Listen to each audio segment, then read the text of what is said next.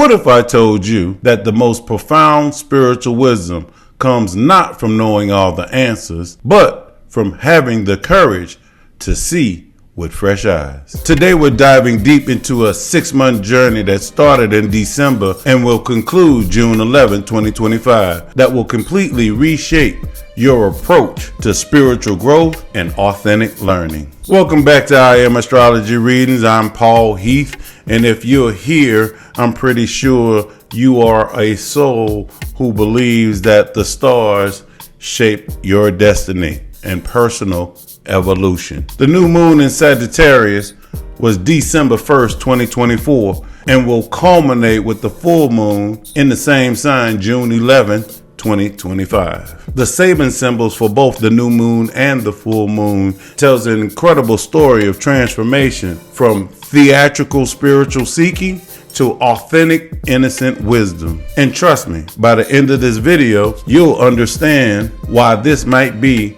the most important spiritual lesson of the year. Now let's begin with the cosmic story that's being told through the Sabian symbols, because that's absolutely fascinating, because that's where it gets interesting. The new moon was at 9 degrees Sagittarius, and the Sabian symbol for that gives us a theatrical representation of a golden-haired goddess of opportunity. Picture this: a stunning, radiant goddess appears on stage, promising incredible opportunities, spiritual advancement.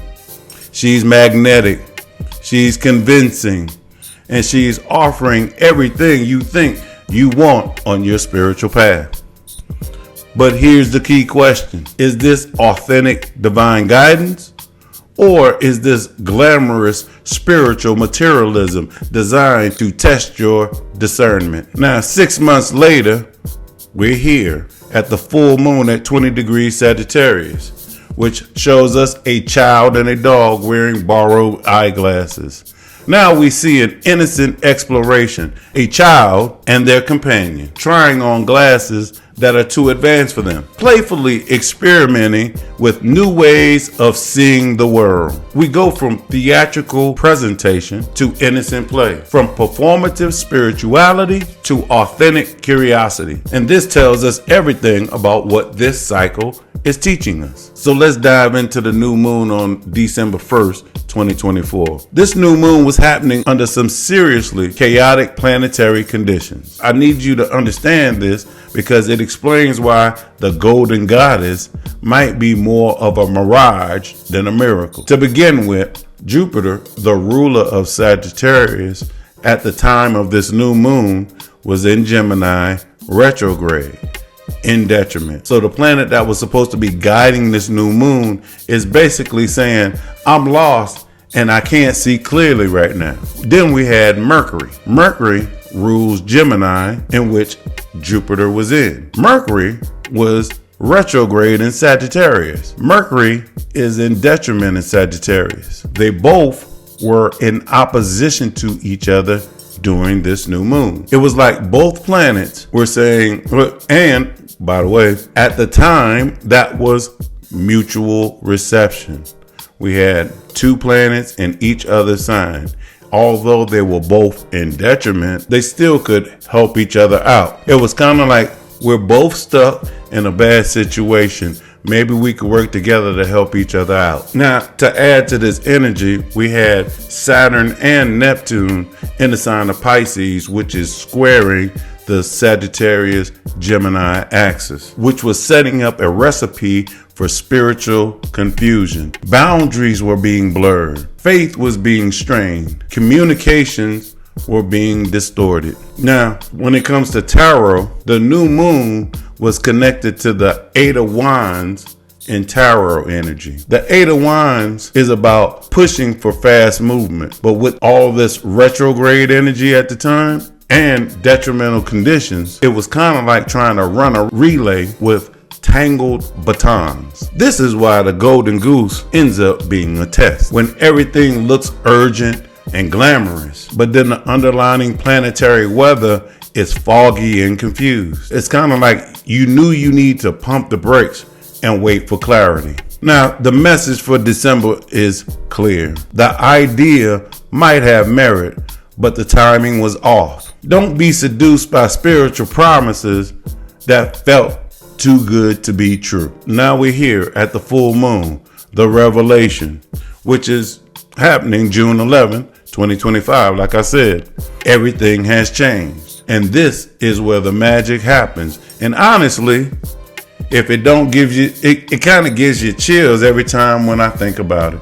Jupiter, who was once in detriment and retrograde during the new moon, now has moved out of retrograde and detriment to its exaltation and Cancer. We're talking about a planet moving from one of the lower dignities to the highest dignity it could be. It's like going from being lost in a maze to standing on top of a mountain with a 360 view. Mercury, at the time of the new moon, was retrograde in detriment in Sagittarius.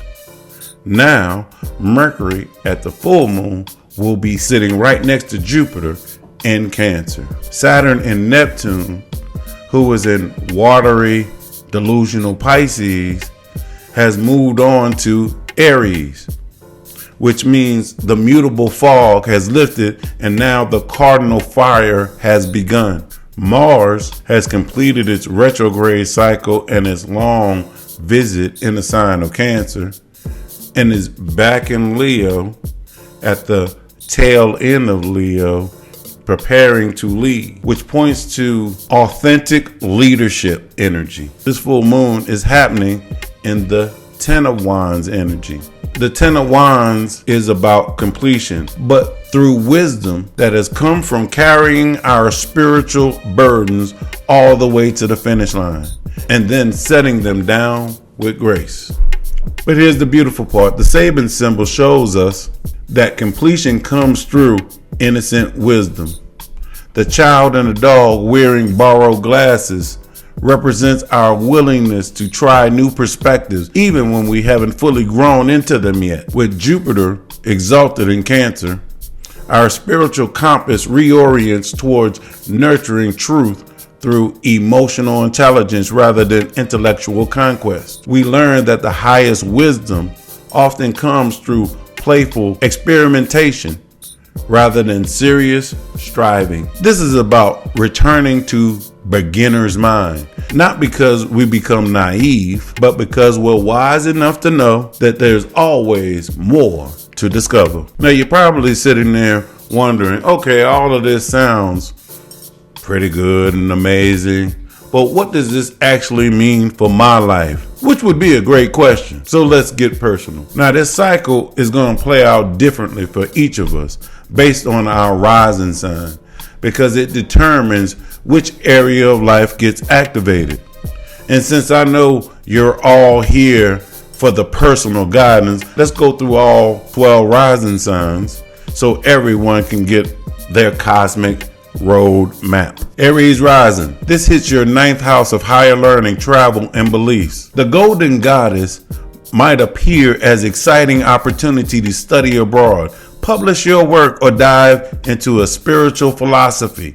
But by June, you realize the real wisdom comes from approaching your beliefs with childlike curiosity rather than trying to have all the answers. Taurus rising. Your 8th house of shared resources and transformation gets activated. A fast financial opportunity or emotional bond might seem promising in December, but it's murky and potentially deceptive. By June, you discover true worth through innocent exploration of what you're willing to share and receive. Gemini rising, this lands in your 7th house of partnerships.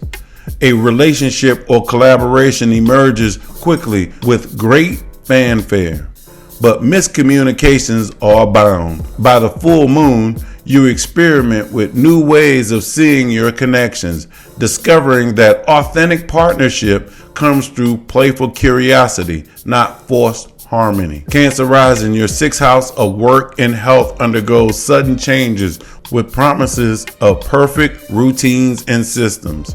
By June, you learn that true self-care comes through playful exploration of what genuinely serves your well-being, not performative productivity.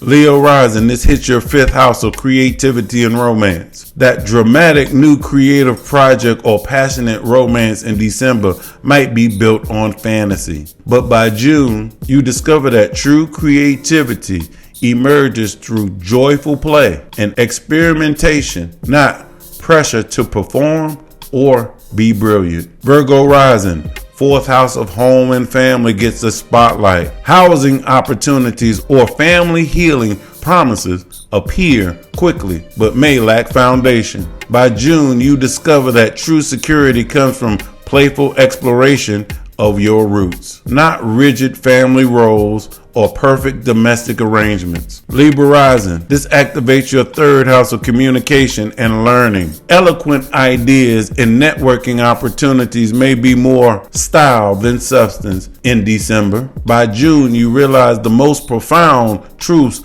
come through simple, curious expression rather than sophisticated rhetoric. Scorpio rising, your 2nd house of values and resources gets transformed. A sudden financial opportunity might seem too good to be true, and it probably is.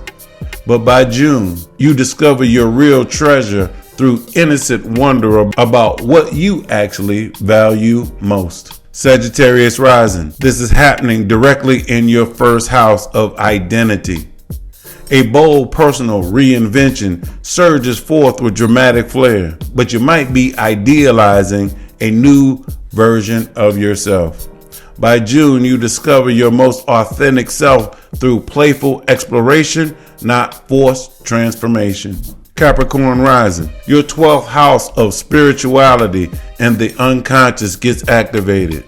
Dreams or mystical experiences erupt with intensity, but beware of spiritual materialism. By June, you find that profound spiritual truths come through simple surrender and playful curiosity about the mystery. Aquarius rising, this hits your 11th house of community and friendships. A network opportunity or community vision ignites quickly but may lack substance. By June, you realize authentic connections come through genuine curiosity about others, not strategic networking or idealized group dynamics. Pisces rising, your 10th house of career and reputation gets a spotlight. A leadership opportunity calls you forth with fanfare, but the path may be foggy. By June, you discover that true authority comes through humble service and playful exploration of how you can genuinely contribute to the world. The pattern is always the same across all signs. What begins as theatrical promises transforms into innocent wisdom. The goddess tests your discernment, and the child teaches us to explore with wonder. The deeper spiritual teaching of this whole cycle is teaching us about authentic learning versus performative knowing. Are you listening to respond or are you listening to understand? Now, how many of us have fallen into spiritual materialism? You know what I mean? Collecting the crystals, attending all the workshops, reading every book, following every guru, trying to accumulate spiritual experiences like trophies. The golden goddess represents that temptation. She's beautiful. She's convincing. She promises the fast track to your enlightenment, but she's testing whether you can tell the difference between genuine spiritual opportunity and spiritual ego. The child with borrowed glasses shows us a completely different approach. This is about having the humility to admit you don't know everything, the curiosity to try new perspectives, and playfulness to explore without attachment to being right. Jupiter's journey from detriment to exaltation mirrors our own evolutionary journey from confused to seeking genuine wisdom. And here's the key. That wisdom doesn't come from accumulating more information. It comes from returning to pure curiosity that allows real understanding to emerge. This cycle is asking, what would you discover if you approach your most deeply held beliefs with childlike wonder? What doors would open if you stopped trying to be the spiritual expert and started being the eternal student? All right, so how do we work with all of this energy? Here are some questions to guide you through this cycle. Now, we're going to go back to December and ask yourself, when reflecting on December, what opportunities were calling you with theatrical flair? Were you being enchanted by glamour or guided by genuine possibilities? Where did you need to slow down and wait for more clarity? Now, that journey from December to June, how did your relationships with learning and seeking evolve? Where was you pushing too hard, and where were you trying to force spiritual experiences? Now, when it comes to the full moon, in which we're here now, here are some questions to reflect on. How has your journey led you back to beginner's mind? What perspectives are you ready to try on, even if they're too advanced for you to understand? Where can you approach familiar situations with new, innocent, fresh eyes? How can playful experimentation replace forced knowing? I really encourage you to journal through this process. Track how your spirit had shifted over the 6-month journey. Notice the difference between then and now. Was you trying to perform versus being genuinely curious and open? This Sagittarian lunation cycle was offering us a rare chance to completely transform our relationship with spiritual growth and authentic learning. The journey from the golden goddess to the child with borrowed eyeglasses shows us that the highest spiritual development often looks like a return to childlike wonder, not because we become naive, but because we become wise enough to know there's always more to discover. As we move through this cycle, remember that the true spiritual opportunity requires discernment. The goddess will test your ability to distinguish between authentic divine calling and seductive spiritual materialism. But once you pass that test, the reward is incredible. The return to innocent wisdom and the freedom that comes with approaching our spiritual path with genuine curiosity rather than performative knowing. I would like to hear from y'all in the comments. Are you feeling the call of the golden goddess in your life? What opportunities are presenting themselves with dramatic flair? And how are you testing your discernment around what's authentic versus what's just glamorous? If this resonates with you, please share with someone who you think could use this message. Don't forget to subscribe to the website to make sure you get the latest blogs. Also, if you want a deeper dive into your personal rising sign and learn more about working with the Sabian symbols, come to IamAstrologyReadings.com and book a reading. Until the next time, remember, the universe is always conspiring in your favor, especially when it's teaching you to see with fresh eyes. I will see you in the next video. And you know how I always end this. Know thyself and balance your energy.